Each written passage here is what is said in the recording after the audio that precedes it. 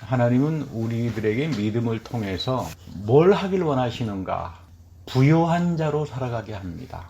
그러니까 여러분, 이 믿음이라고 하는 게 굉장히 중요한 거예요. 우리는 흔히 믿음 그러면 구원 받았다, 믿습니다 이렇게 생각하는데, 오히려 오늘 이 본문을 쭉 보면 하나님은 믿음을 통해서 나에게 원하시는 게 부요한 자로 만들어 가신다. 참 중요한 말씀이에요. 어떤 분의 글을 읽었습니다. 이태원 희생자 명단을 그 유가족의 허락 없이 자기 마음대로 공개한 어느 진보 그룹의 언론이 있는데, 그건 너무 지나치지 않느냐 비판의 소리가 많습니다. 여러분, 죽음이라고 하는 것은 인격적이죠. 누가 대신 해주는 것도 아니고요. 가장 인격적인 게 죽음입니다. 혼자 죽습니다. 옆에 있는 가족이 죽어주는 것도 아니고. 그리고 이 개인에게는, 가족들에게는 참 쓰라린 아픈 사건이지요. 그런데 이것을 자기 멋대로 공개하고 정부를 탄핵해야 된다 이렇게 범죄자처럼 몰아가면서 이 정치적인 상품으로 써먹습니다. 그래서 사람들이 하도 저렇게들 많이 하는 걸 이제 경험해 봐서 그런지 식상해 합니다. 근데 재미있는 것은 이 명단을 공개한 이 언론의 사람을 이 좌파 쪽 진영의 언론인이 찾아가서 물었답니다. 너 왜 이런 쓸데없는 나쁜 짓을 했느냐? 유가족의 허락도 없이 함부로 공개했느냐? 그랬더니 그 대답이 기가 막힙니다. 그 정도 해야 우리 언론이 장사가 되지 않겠습니까? 사람들은 왜 이렇게 썩을까? 왜 이렇게 선동하고 거짓이 마치 하나의 상식처럼 살아가는, 말로는 뭐 다 그럴듯하게 말을 하지만 위선자들이 다 돼버리고 맙니다.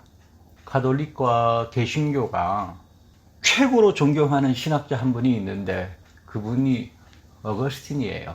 어거스틴입니다. 종교개혁도 어거스틴 신학을 가지고 나왔고, 뭐 가톨릭도 오랫동안 어거스틴, 지금까지도 뭐 어거스틴은 뭐 엄청난 중요한 역할을 합니다만, 이분이 사람은 왜 타락하고 부패할까? 간단하게 말합니다. 너 안에 있는 탐심 때문이다. 이거 이제 영어로는 concupiscence라고 표현합니다만, 뭐든지 우리 마음에 다 그런 거 있잖아요. 조금만 더 가졌으면 되겠다. 조금만 더 자족하지 못하는 마음이죠. 물론 여러분, 탐심이라고 하는 자체가 나쁜 건 아닌데, 이게 자족을 넘어서기 시작하면 그때는 개인이고 사회고 국가 간에 이 사단이 나버리는 겁니다. 지금 우리 뭐 우크라이나도 그렇잖아요. 푸틴이 조금만 더 유리하게 자기가 전쟁 협상을 끌기 위해서, 젤렌스키도 조금만 더 유리하게, 뭐 이렇게 가다가 보니까 지금 협상이 아주 또 어렵다고 이제 보도가 들어옵니다만은, 그런데 이 탐심이 생기는 이유는, 사람은 다 자기를 사랑합니다. 자기가 이로운 걸 원하는 거고요. 그렇잖아요. 근데 너무 지나치게 자기를 사랑하기 시작하면 탐심이 여기에서 숙주처럼 기생합니다. 아, 나는 너무 잘났어. 하나님은 나만 사랑해. 좀 심해지면 자기가 하나님의 자리를 다 차지하고 하나님처럼 군림합니다. 이런 사람들에게는 공공선이라고 하는 것, 내가 좋으면 상대방도 좋아야지, 내가 조금 양보하더라도 상대방하고 같이 가면 좋지, 이런 거 절대로 찾지 못합니다. 그리고 이런 탐심이 지나치면 나타나는 게, 자기가 거짓말을 하고 사는데 거짓말을 하는지도 모르고 양심의 화인을 맞아버리죠. 그러니까 회개는 불가능한 사람이 돼버리고 맙니다. 왜냐하면 하나님의 말씀이 들어올 수가 없어요. 마음이 닫혀져 버렸는데요. 마음의 할례가 사라져 버렸는데, 우리 구약성경을 한마디로 요약한다면 마음의 할례예요. 마음의 할례를 가지고 살아라, 이스라엘 백성들아. 너희들이 왜 망하는 줄 아느냐? 너희들이 왜 이렇게 바리새파주의로 가는 줄 아느냐? 마음의 할례가 없다 그 말이에요. 탐심으로 가득 차 있으니까. 자기 잘못된 편견이나 생각으로 가득 차 있는데 뭐 하나님께서 말씀을 하실 수 있겠습니까? 어떤 분은 강권으로 말씀하지 않겠습니까? 하나님 강권으로 말씀 안 합니다. 하나님은 인격적으로 말씀하시기 때문에, 그 인격적으로 말씀하다가 안 통하면 그때는 강권적으로 사고가 나든가 뭐 심판을 당하든가 그때는 늦어요. 그래서 이런 그 탐심들이 모여지게 되면 정치 집단도 될 수 있고, 아니면 뭐 종교 집단도 될 수 있는 거죠. 그렇게 해서 이제 생겨나는 게 집단적 이기주의라고 말합니다. 굉장히 무서운 악이에요. 집단적 이기주의. 뭐 개인이고 사회고 간에 여기 집단적인 이기주의에 빠져버리면 시한부 종말론 집단, 저리 가라가 됩니다. 성경에서는 이런 사람들을 가리켜서 영혼이 사냥질 당했다. 우리가 마음의 할례가 없게 되면 영혼이 사냥질 당합니다. 그러면 집단적 이기주의에 빠지게 돼서 거짓과 선동과 거기 끌려다니다가 결국 나중에는 결단 나버리는 게 인생이에요. 우리 창세기 6장에 보면 하나님께서 언제 심판하시는지 잘 나타납니다. 사람이 땅에서 번성하고 시작할 때 딸들이 태어났는데 하나님의 아들들이 사람의 딸들의 아름다움을 보고 자기들이 좋아하는 모든 여자를 아내로 삼았다. 근데 이 부분은 희한하게 읽는 분들이 많으세요. 이 하나님의 아들들은 천사야. 이 천사들이 이 세상의 여자를 아내로 삼아가지고 성적 타락으로 해서 거인족이 나타났어. 네피림이야 그게. 그렇게 이야기하시는 분들이 있는데 전혀 아닙니다. 사절을 가서 보면 이미 당시 거인 네피림이 있었다 그러잖아요. 참 이상하게 여러분 성경 읽지 마셔야 돼요. 예수님께서 천사는 인간처럼 성적 존재가 아니라고 말해요. 그래서 우리가 하늘나라에 가서 영원한 부활의 생명을 잊게 되면 땅에서처럼 자기 가족을 만나고 살긴 하겠지만 결혼생활을 안 합니다. 그래서 예수님께서 부활의 몸을 입었으니까 우리도 30대 나의 모습으로 영원한 삶을 살지 않겠나. 어거스틴이 저는 여기에 동감합니다. 가장 좋은 나이로 영원한 부활의 생명을 갖겠는데 가족 다 알아보겠지만 이런 성적인 관계를 통한 일은 이제 없어질 겁니다. 그런데 3절에 보면 하나님께서 이런 사람들을 향해서 나의 영이 이 사람들과 함께 안 할 거다. 영원히 안 하겠다. 그러니까 나의 영을, 내 속에 있는 영을 거두어 버리면 사람은 죽는 거예요. 근데 사람의 날이 120년입니다. 여기서 120이라고 하는 숫자는 충분한 수명이죠. 100은 여러분 완전수잖아요. 완전수. 10 곱하기 10 곱하기 완전수에 덤으로 20살까지 20년까지 더 붙여줍니다. 그러니까 하나님은 인간의 타락과 부패에도 불구하고 인간의 생명과 수명을 보호해 주시는 분이다. 이런 뜻이에요.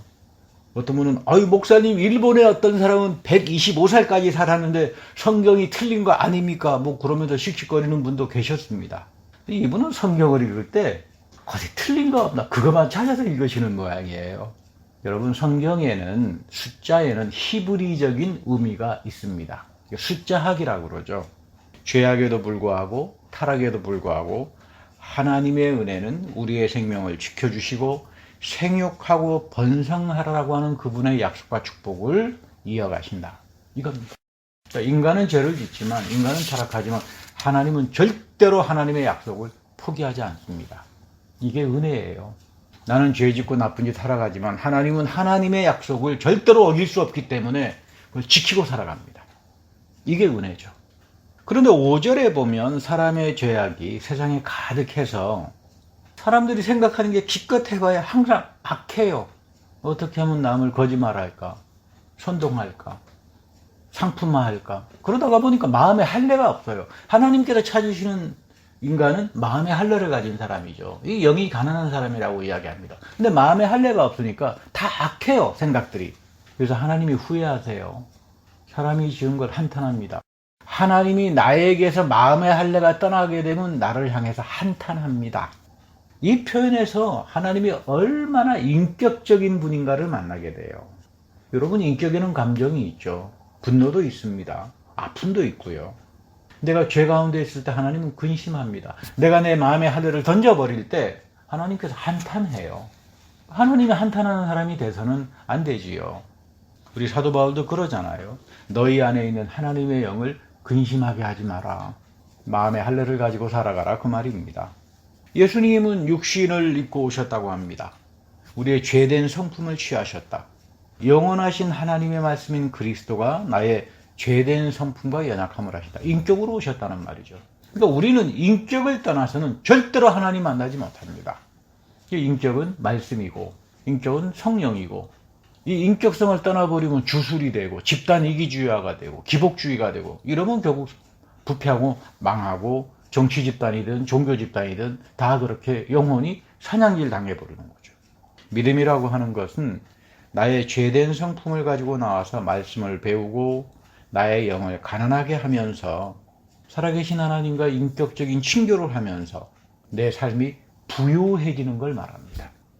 그런데 여기 심판하는 이유 3절에 보면 하나님께서 그런 말씀합니다. 나의 영이 사람과 영원히 같이 하지 않는 이유는 그들이 육신이 되었기 때문이다.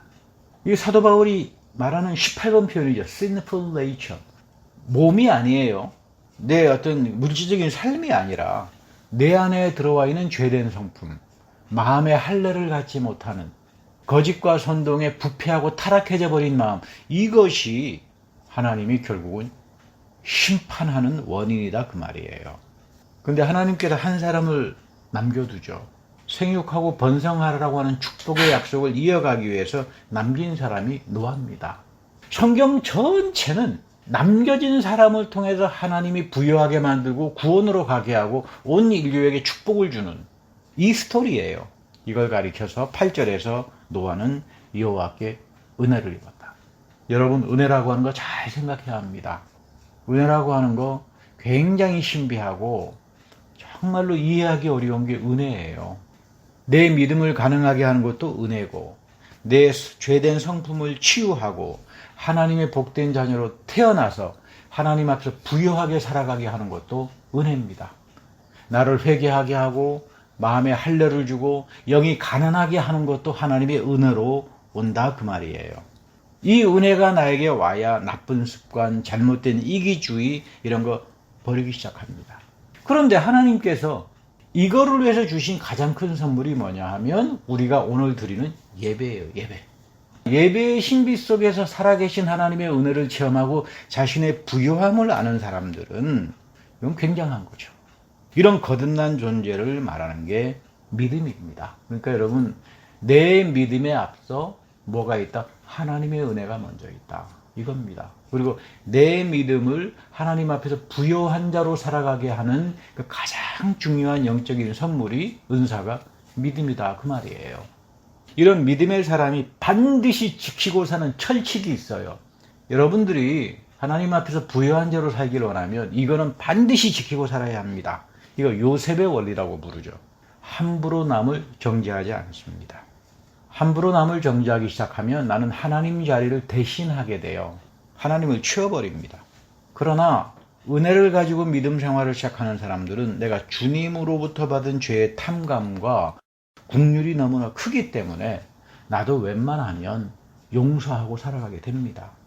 이런 요셉의 원리가 나를 자기 숭배나 집단적인 이기주의나 오염으로부터 내 삶을 지켜주는 거예요. 이런 믿음을 요셉의 원리를 가지고 사는 사람들, 그러나 여기에서부터 빗나가기 시작하면 마음의 할례가 떠나버리기 시작하면 바리새파 DNA나 얌체 DNA나 또는 희생자 코스프레이 해가지고 그런 DNA나 넘치게 되죠. 여러분, 내가 선하고 좋은 일 한다고 해가지고 절대로 세상이 알아주지 않습니다. 오히려 욕 얻어먹어요. 그럼 돈 좀 있다고 까부네, 잘난 척하네. 그렇잖아요. 좀 좋은 선행 한번 하면 좋은 말이 돌아오지 않습니다. 이거 여러분 이스라엘의 광야 생활에서도 그대로 봅니다. 때때로 아론이 미리암이 모세를 쉬게 합니다. 너만 하나님과 대화했느냐? 나도 오늘 기도 속에서 하나님과 대화했다. 어쩔래? 이런 이야기들이죠. 하나님이 너만 사랑하느냐? 하나님은 모세도 아론도 미리암도 다 사랑하지요. 아니 무슨 하나님이 목사님만 사랑합니까? 아니죠. 하나님은 목사도 사랑하고 여러분 성도도 다 사랑하지요. 죄인도 사랑하는데요. 그런데 이런 분들의 이 논리에 한 가지 딱 빠져 있는 게 뭐냐면 하나님은 사랑하는데 반드시 약속대로 사랑해요. 약속대로. 이게 인격입니다. 자기 멋대로주의가 없다 이 말이에요. 하나님에게는. 하나님은 절대로 무질서주의 하나님이 아닙니다. 이 말씀이 계약으로 나타나죠. 약속으로 나타나죠. 지키는 사람, 책임적인 존재가 하나님 앞에서 부요한 자로 믿음의 사람으로 살아가게 되는 거죠. 그러니까 하나님이 모세에게 준 약속이 틀립니다. 제사장 아론에게 준 약속도 틀립니다. 모세야, 너는 토라의 말씀 잘 준수하게 해라. 이스라엘 백성들 광야 잘 인도하면서 말씀 잘 가르쳐라. 여기에 순종하고 살 수 있도록 해라. 이게 모세에게 준 하나님의 약속이고 명령이죠. 그런가 하면 아론아, 너는 예배의 약속과 축복을 잘 지켜라. 그래서 레위기에 나오는 너는 제사장이니까 이 예배 잘 드리도록 해라. 이 예배 속에서 하나님의 넘치는 은혜가 나타나기 때문에 각각 역할 분담들을 하는데 자기에게 주어진 예배의 사명은 던져버리고 모세에게 준 예언의 말씀과 뭐 이런 걸 영적 권세를 시샘하기 시작하면 이거 여러분 참 난감해집니다. 그런데 더 기가 막힌 건 성경은 더 심하게 말합니다. 이거 하나님께서 아주 싫어하는 죄야. 하나님은 절대로 기복이나 주술이나 무질서하고는 관여하지 않습니다. 하나님이 아주 싫어하는 죄다. 그러니까 믿음에는, 은혜에는 문법이 있어요. 그 문법이 약속과 질서예요.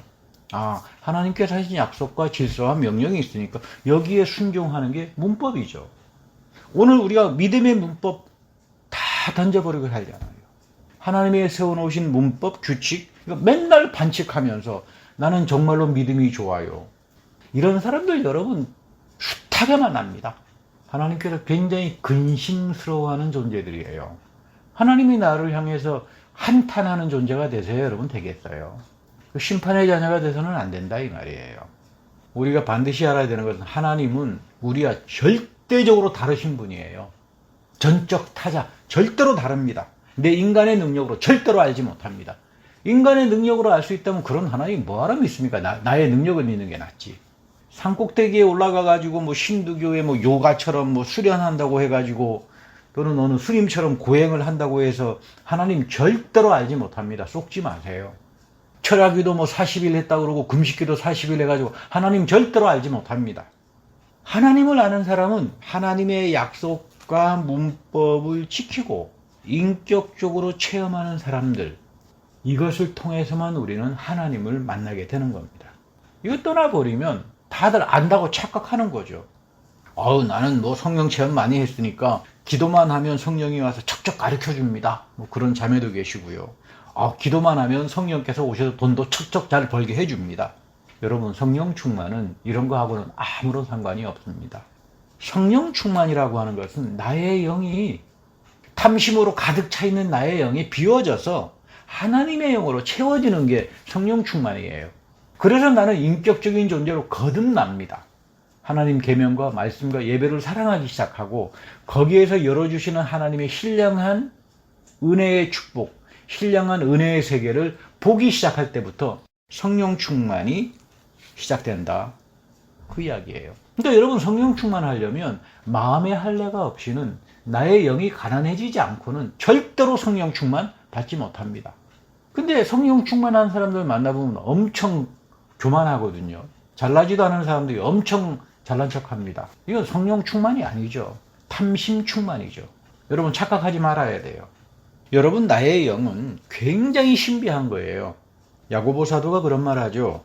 하나님이 시기할 정도로 그리워하는 게 나의 영이다. 하나님이 나에게 창조시에 불어주셨던 그 영이에요. 여기에 하나님의 영이 임재하길 원합니다. 그래야 하나님에 대한 영적 지식이 나타나고 지혜가 풍부해져요. 성령의 은사가 바로 여러분들의 영 속에 나타납니다. 이게 영적인 지식과 지혜의 은사입니다. 여기에다가 하나님께서 말씀의 권능과 은혜를 체험하게 해가지고 여러분들을 누리게 하고 부여한 자로 만들어가는 겁니다. 이건 하나님이 세우는 철칙이에요. 하나님의 신앙의 문법인데 이거 다 망가뜨려 버리고 나는 뭐 하나님 뭐 성령 충만하니까 다 압니다. 여러분, 더 이상 이런 영혼이 사냥질 당한 그런 길로 여러분 가서는 안 됩니다. 하나님이 부여한 자로 만들어 간다는 것은 물질적으로 너 부자로 살아가라 그런 뜻 아니에요. 물론 물질의 축복도 담겨져 있지만 하나님의 부여함이라고 하는 것은 돈에 대한 영적인 가치를 알기 시작하게 된다, 그런 뜻이에요. 여러분, 돈을 번다는 건 굉장히 중요합니다. 인간의 문명이 발전하는데 최고의 예술적이고 도덕적인 가치를 갖는 게 여러분 돈이에요. 화폐에는 철학이 있죠. 이걸 선용가치라고 말합니다. 선용가치. 그런데 뭐 뇌물이나 먹이고 무슨 뭐 그렇게 해가지고 버는 돈이라고 하는 건 사람을 뭐 감옥 가서 앉아있게 만들게 되죠. 그래서 성경에서 오늘 예수님께서 하시는 말씀의 그 핵심이 그 수전노처럼 되지 마라. 하나님이 부여하게 한다는 것은 수전노처럼 사는 게 아니다. 그래서 오늘 이 본문에도 보면 누가 보면 마지막에 보면 하나님께 대하여 부여하지 못한 자예요. 수전노는 누군가? 하나님 앞에서 부여하지 못한 자예요. 우리가 물질의 축복을 가지고 살더라도 하나님께 부여한 자가 되지 못하면 이런 심판의 길로 갈 수밖에 없다, 그 이야기입니다. 누가복음 12장 읽어보면 이 부자는 원래 돈이 많은 사람입니다. 근데 아주 소출도 많이 거뒀어요. 풍년이 들었던 모양이에요. 그래서 어떻게 하면 이 풍년든 소출을 모아둘까 고민하다가 생각한 게 곡간을 헐고 더 크게 지어가지고 투자를 해야 되겠다. 그래 놓고는 여러 해 동안 먹고 마시고 즐기자. 원래 돈도 많은 사람인데 더 많은 소출을 벌여들이니까 기껏 생각한 것이 곡간을 더 크게 투자해가지고 쉬고 먹고 마시고 즐기자 이거예요. 이 돈을 어떻게 선용할까라고 하는 생각이 하나도 없는 사람이에요. 하나님께서 아주 싫어한다 그 말이죠. 그 하나님께서 이 자를 넌 어리석은 자다.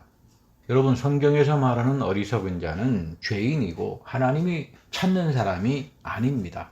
너는 탐심으로 인해서 잘 살 것 같지만 너의 생명은 죽는다 그 말이에요. 하나님 앞에서 생명을 얻은 사람만이 부요한 사람으로 살아갑니다.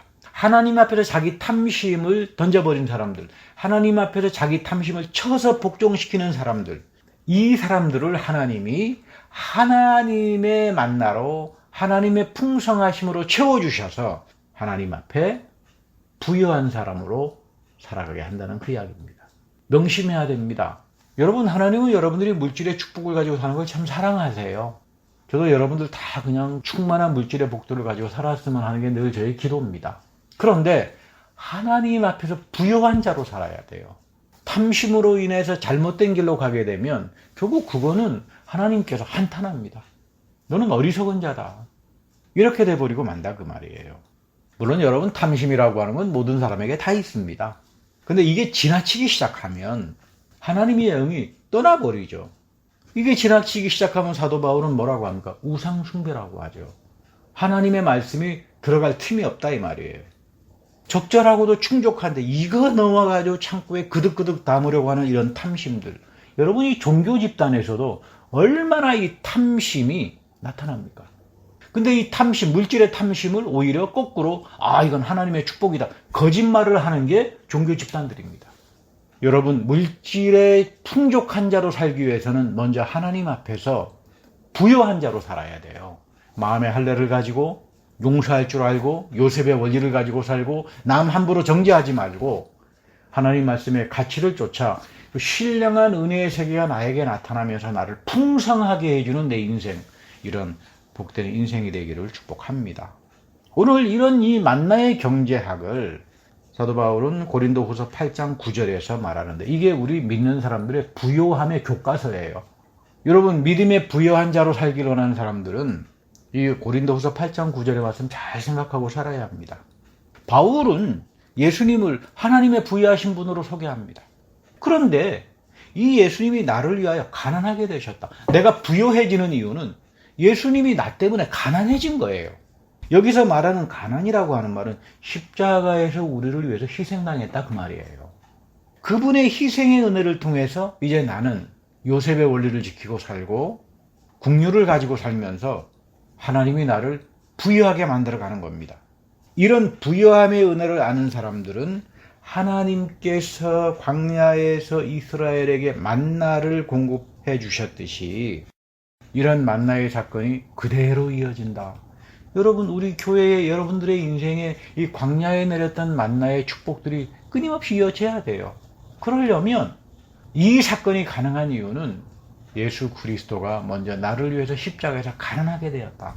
그러니까 내가 영이 가난하다고 하는 말은 다른 게 아니죠. 이 용서의 은혜 앞에 서가지고 마음의 할례를 가지고 살아가라. 탐심을 가지고 우상숭배로 가지 마라. 그런가 하면 광야에서 만나가 내렸더니 끄득끄득 쌓아가지고는 집단 이기주의에 빠져가지고 다 썩어버리잖아요. 이런 식의 물질의 삶을 살아가지 말라 그 말입니다. 울리히 백이라고 하는 그 독일의 유명한 사회학자 한 분이 계세요. 이분은 우리가 사는 사회를 리스크 소사이어티다. 항상 위험, 리스크가 항상 위험 요소들이 있다. 이렇게 말합니다. 우리가 사는 사회는 무슨 돈이 지배하는 자본주의 사회가 아니다. 이렇게 말해요. 리스크가 지배한다. 돈이라서 자본이라고 하는 건 인류의 문명이 있으면서부터 있었던 겁니다. 우리 시대만 있는 게 자본주의는 아닙니다. 돈이 지배하지 못하는 영역들이 많다는 이야기예요. 이게 가치죠, 가치. 근데 과학기술이 지배하다가 보니까 자본이 지배하는 것이 아니라 과학기술이 지배합니다. 과학기술이. 우리를 지배하는 거는 자본 이전에 테크놀로지가 지배해요. 과학기술이 우리를 다 지배하죠. 처음에는 과학기술이 지배하니까 뭔가 생활이 편안한 줄 알았는데 환경 파괴가 일어납니다. 여러분 이제 기후변화가 일어나잖아요. 이건 뭐 이렇게 되면 부자든 가난뱅이든 다 죽습니다. 기후변화가 여러분 1도만 올라가면요. 뭐 난리가 나버리잖아요. 그런데 이 주범이 뭔가 봤더니 플라스틱이에요. 플라스틱의 주원료가 석유입니다. 그러니까 여러분 이 플라스틱 만드는데 5초도 안 걸린대요. 근데 만들어지게 되면 500년이 지나야 분해되고 사라집니다. 그러니까 500년 동안 이 플라스틱은 여러분 많이 버리잖아요. 여러분 마시는 일회용으로. 이런 것들이 다 어디에 가서 쌓이나 하면은 해양, 바닷가에 가서 쌓이게 되는데 유엔의 그 보고한 걸 읽어보니까요. 2025년. 그러니까 여러분 이제 뭐 얼마 안 남았습니다. 2025년이면 앞으로 3년 남았나요?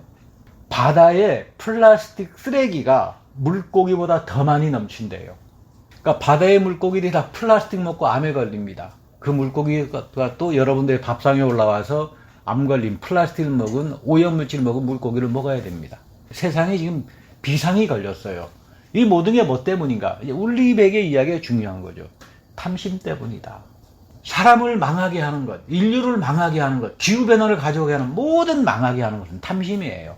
여러분 앞으로 3년 있다가 이 플라스틱 병이 바다의 물고기보다 더 많게 되면 무제한적인 이 성장에 대한 탐심 때문에 결국 이 인류 문명이 다 한꺼번에 몰살당하는구나. 명심하고 살아야 돼요. 성경이 미리 말하잖아요. 탐심 갖지 마라. 그 우상숭배고 결국 그렇게 되면 넌 하나님 앞에서 부담스러운 존재, 육신이 돼버리고 말아. 그럼 너희들은 망해. 그런데 하나님은 이런 엄청난 죽음의 문명 속에서도 노아와 같은 요셉과 같은 한 사람들을 선택하고 그분의 생명을 이어갑니다. 이들에게 하나님의 만나의 신령한 복을 받고 부여한 자로 살아가게 합니다. 저는 하나님께서 노아를 남겨두었듯이 여러분 역시 하나님의 영에 가난한 사람으로 남겨져서 이 믿음을 가지고 하나님의 풍성한 은혜의 부여함을 누리며 사는 그런 복된 분들이 되기를 축복합니다.